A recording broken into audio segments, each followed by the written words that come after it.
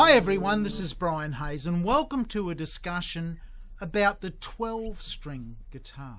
The first thing you'll notice about this guitar, if you look up here at the headstock, is there are a lot of strings. 6 on each side, in fact, 12 strings in total. But if you look down here, you'll notice that those 12 strings are arranged closely in pairs of 2. So you really see 6 pairs of 2 strings. And that's the first good news if you're a 6-string guitar player and you've always been a little bit scared perhaps of exploring the 12-string guitar. It's a very similar instrument to play. On our left hand, all of your normal chord grips, so G chord, a D 7th chord, A minor, E minor, B 7th, all of the chord grips are the same as your 6-string guitar, but you'll notice instantly it's quite a different sound to an E minor chord, for example, played on a 12-string than on a 6-string. And that's due to the way these strings are tuned. Now the good news is, thinking of them as 6 pairs of 2, which is how I'm going to speak about it today. So we're going to think of that as the first string, even though on a 12-string it's strings 1 and 2, but they're paired together. And here you'll hear that they're exactly the same. They're both tuned to E, the same as the first string on a 6-string guitar. They're tuned in what they call unison. Same gauge string, same thickness of string, tuned to exactly the same note.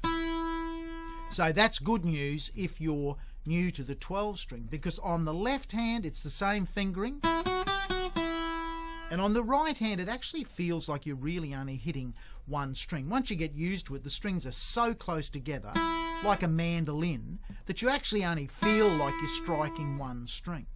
So the second of the 6 pairing of strings is the same as the 6-string guitar. Both of those strings are tuned in unison to the note B. So far, everything we do on the 6-string guitar is the same on strings 1 and 2, and we'll talk about them like that. The challenge comes when we look at the remaining pairing of strings, so from strings 3 through to 6, the pairs of strings. If you have a look here, on the 3rd string, we have a fat string tuned to G, the normal guitar tuning, but up above it, we have a little thin string tuned to G on the 1st string of the guitar. So here is where the 12-string tuning starts to come into play. You'll hear that there's 2 Gs there, a little octave G and the traditional G. So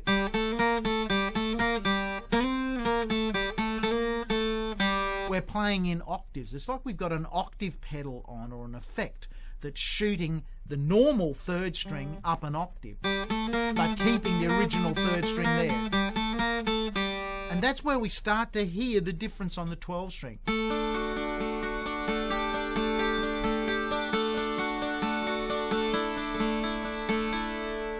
So you can already hear those jingly jangly sounds that are famous with the 12-string. Now it's the same as we go up to the next set of strings. So the 4th string on of the pairings is the note D. We've got the normal D, but we've got a little skinny string beside it tuned to what is normally D on your 3rd fret of the B string. So our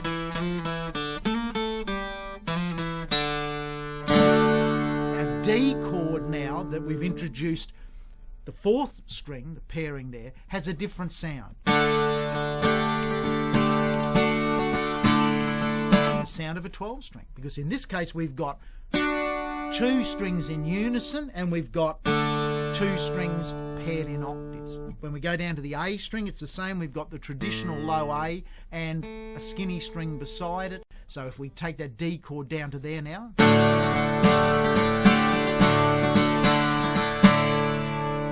and finally down here on the 6th string, the 6th pairing, we've got the traditional low E and an octave. The challenge is when we play lead, if we're going to play lead on a 12-string, is to stay within the 4 strings pairings that are octaves.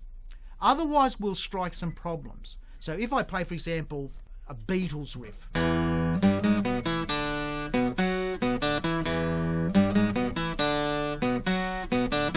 No problem there.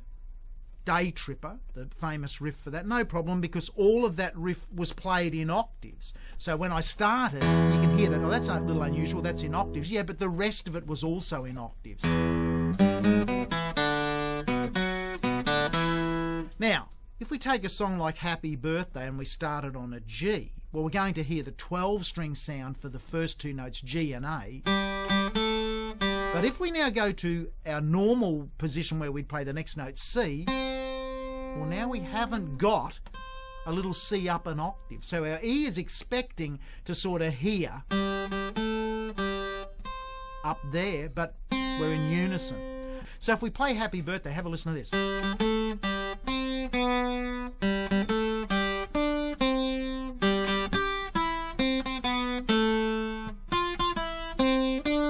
So while it still is obviously Happy Birthday, there's a confusing mix between octave sounds and unison sounds. So that's the 12-string guitar. If you are a 6-string guitarist and you've shied away from perhaps trying a 12-string guitar, just realise it's exactly what you already know how to play. There is that challenge when you play lead of balancing between the octave strings and the unison strings. But when you're playing rhythm, it just adds in such an amazing sound using just the chord shapes you already know. Bye for now.